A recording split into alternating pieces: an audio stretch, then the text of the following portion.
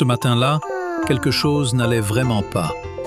Sa balle préférée, celle avec laquelle il dormait, celle qui ne le quittait jamais, avait disparu.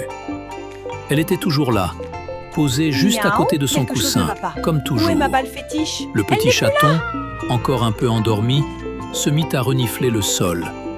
Aucune odeur, aucune trace, rien. C'est comme si elle s'était volatilisée. Perplexe, il fit quelques pas, la queue basse, balayant la pièce de son regard curieux. C'est alors qu'il leva les yeux. Sous la porte de la chambre voisine, une étrange lueur verte filtrait, doucement dans la pénombre du couloir. Son petit cœur se mit à battre un peu plus vite. Qu'est-ce que c'était que cette lumière? Poussé par une curiosité plus forte que la peur, il s'approcha sur la pointe de ses pattes. Avec sa truffe, il poussa doucement la porte qui s'ouvrit en grinçant à peine. Et là, au milieu de la pièce, il la vit, sa balle. Mais elle n'était pas comme d'habitude. Elle était enveloppée de cette même lueur verte, flottante presque à quelques millimètres du sol. Le chaton resta immobile, fasciné et un peu effrayé.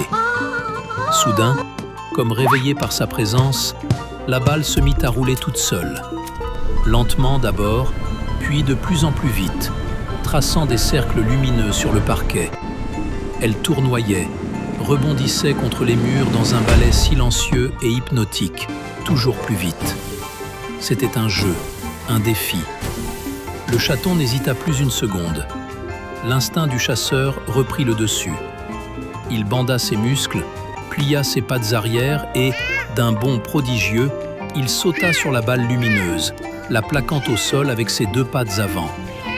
Au moment précis où ses griffes touchèrent la surface, la lumière verte s'éteignit d'un coup. Un silence total s'installa dans la pièce. Il regarda la balle, qui avait retrouvé son apparence normale, rouge et un peu usée.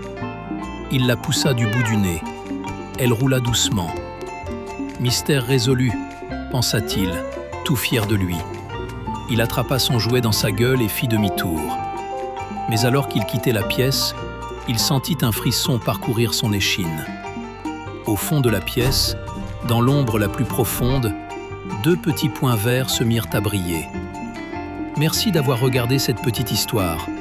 Si vous aimez les aventures mystérieuses de nos amis les animaux, n'oubliez pas de vous abonner et de laisser un pouce bleu pour nous soutenir.